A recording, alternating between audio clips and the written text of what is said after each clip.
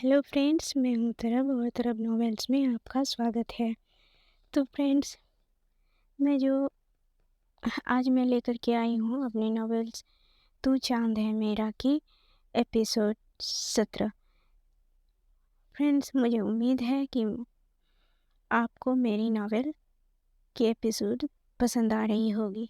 Friends, एक request है, जो लोग बीच से कहानी सुनना शुरू कर रहे हैं उनसे एक रिक्वेस्ट है कि डिस्क्रिप्शंस में 1 से लेकर के अब तक की सभी एपिसोड की लिंक दी हुई है। आप वहां से जाकर सुन सकते हैं या पढ़ सकते हैं, तब जाकर आपको मेरी कहानी समझ आएगी।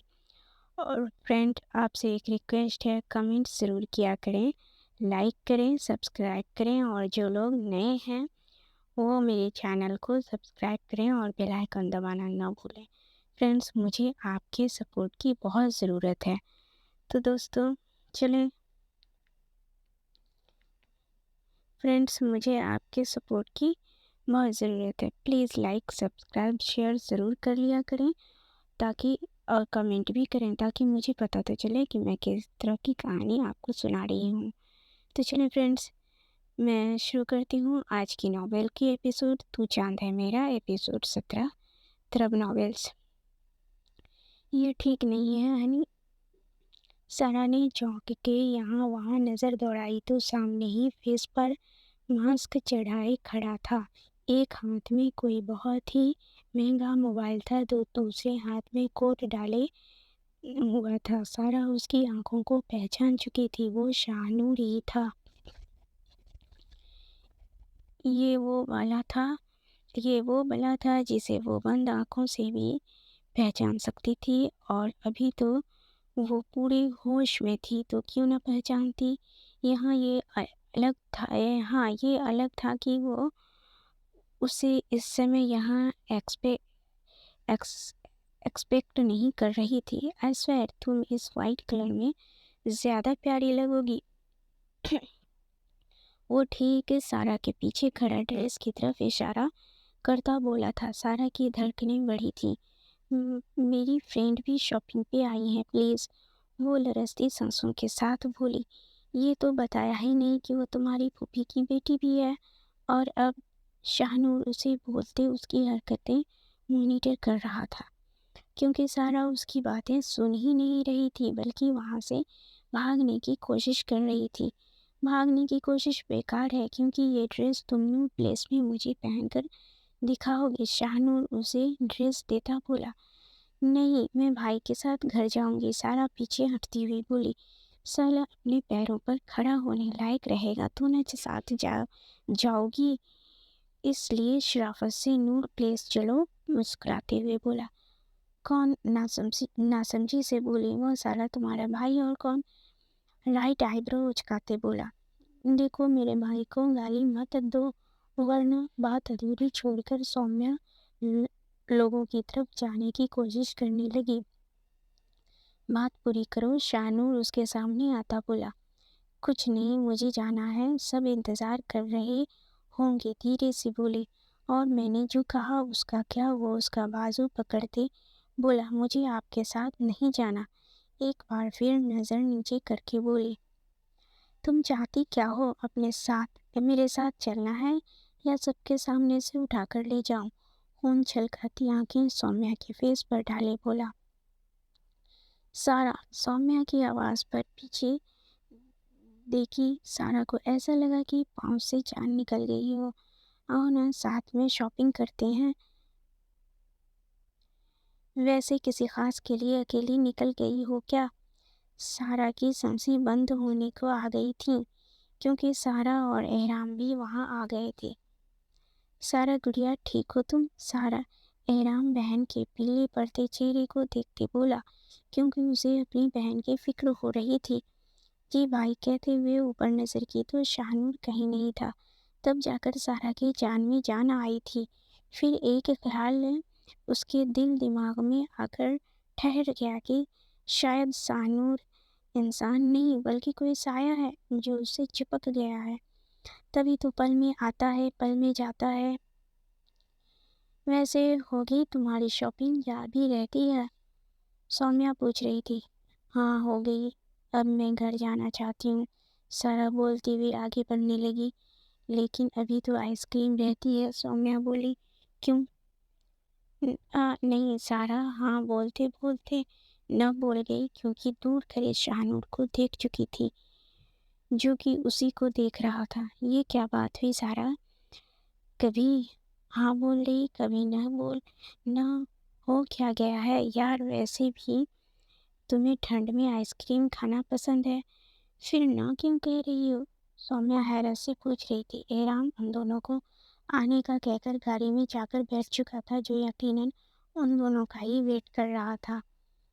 نہیں، وہ مجھے یاد آیا، آج نہ مجھے ریما سے ایک نوٹس لینے تھے، سو تم جاؤ اور بھائی کو کسی طرح منا لینا پلیز، سارا ریکویسٹ کرتے ہوئے سومیا سے بولی۔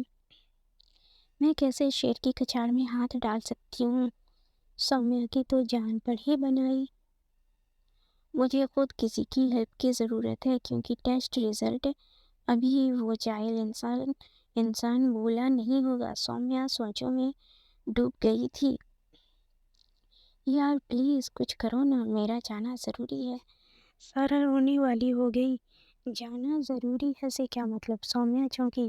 مطلب یہ کہ نوٹس ضروری ہے، اس لیے جانا ضروری ہے۔ سارا سمجھتے ہوئے بولی، لیکن تم تو جانتی ہو ہمارے یہاں لڑکیاں اکیلی کہیں بھی نہیں آتی جاتی، کتنا بھی ٹف شیڈیول کیوں نہ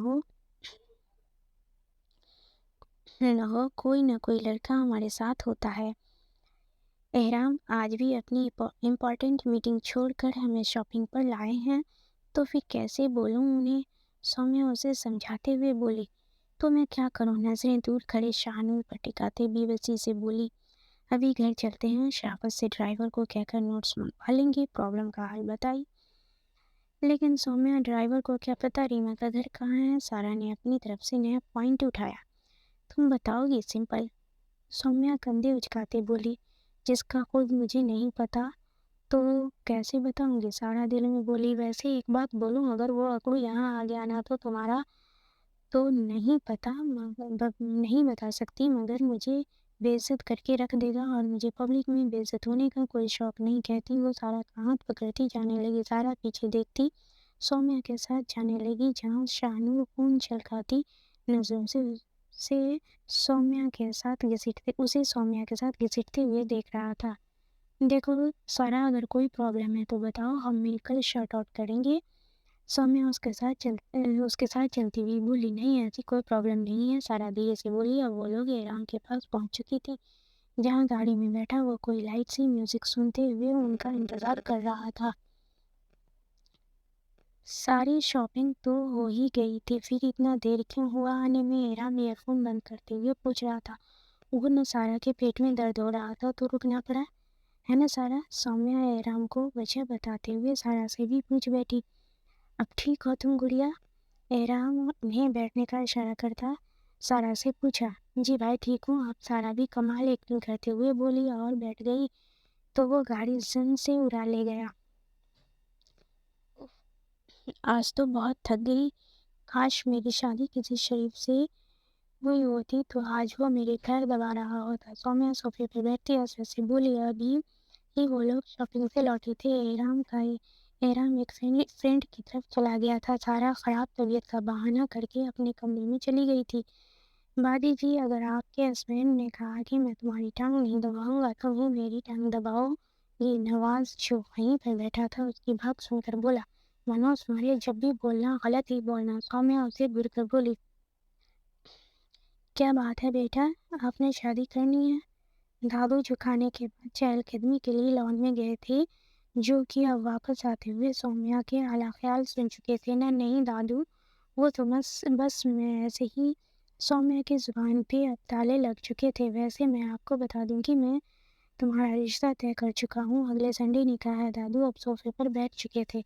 بابا جان، ہمیں بھی تو پتہ چلے کہ لڑکا کون ہے، کس خاندان سے ہے، کیا کرتا ہے؟ مسز سفیر بولی۔ بیٹا جی، لڑکا خاندانی ہے، ہم سب اسے جانتے ہیں۔ دادو بولے۔ کون ہے بابا؟ وہ مسز سفیر کی کیوریوسٹی بڑھی تھی۔ اپنا احرام، دادو خوشی سے بولے۔ احرام پر کیا آپ نے ایرام سے پوچھا ہے کہ ہماری سومیا تیار ہوگی؟ مسز سفیر ایرا سے بولی، ہاں ایرام تیار ہے، اور رہی بات سومیا کی تو ہمارے یہاں لڑکیوں سے رائے نہیں لی جاتی، دادو مضبوط لہجے میں بولے۔ پر بابا، ایرام اور سومیا سکے کے دو پہلو ہیں جنہیں سمجھنا آسان نہیں ہے۔ مسز سفیر نے ایک کوشش اور کی، وہ بھی چاہتی تھی ان دونوں کی شادی ہو جائے، مگر دونوں کو آپس میں لڑتے دیکھ ان کا دل ہولتا رہتا تھا۔